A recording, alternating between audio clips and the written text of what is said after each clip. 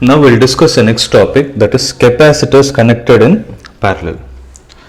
So capacitors are said to be connected in parallel if the potential difference across all the capacitors is the same. Now in this case what will happen is sum of individual charges deposited on the plates will be equal to the total charge supplied by the battery. So here I am repeating it, sum of the individual charges deposited on the plates will be equal to the total charge. Means here the charge will be different whereas the potential difference will be the same. So let's try to understand how it is.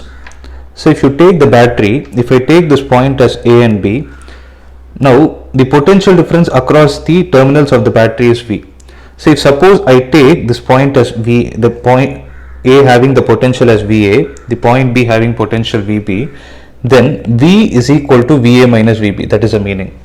Now remember, if there are two points which are connected with the help of a wire, then both the points are said to be having the same potential. Means here we are ignoring the resistance of the wire. So if I take this point as C and D, then VC minus VD is also equal to V. Means the potential difference across the capacitor C3 is V.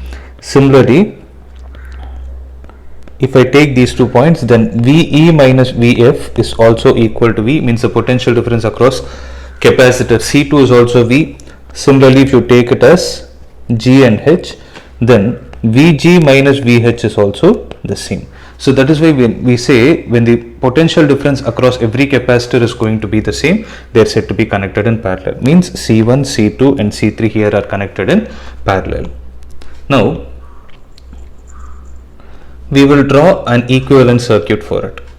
So the equivalent circuit for this will be when you replaced all the three capacitors with a capacitance C equivalent, and when you connect it across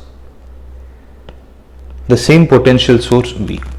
When this is happening, there is going to be the equivalent circuit. Now sum of the individual charges deposited on the plates of the capacitor. So let's say the charge on C1 is Q1, the charge on C2 is Q2, the charge on C3 is Q3. Then let's say the total charge that is supplied by the battery is Q. Then according to the statement, Q is equal to Q1 plus Q2 plus Q3. Remember, there is only one formula for capacitance, C is equal to Q by V. From this you can write Q is equal to CV. So this Q we will take it from the equivalent circuit. So in the equivalent circuit, in the place of C, write it as C equivalent into V will be equal to the place of Q1 will be equal to C1 into V1. C1 into, instead of V1 I am writing it as V because the potential difference is constant, plus C2 into V. Similarly it is C3 into V. So V will get cancelled. So C equivalent for parallel connection will be C1 plus C2 plus C3. So this is the required formula for equivalent capacitance in parallel.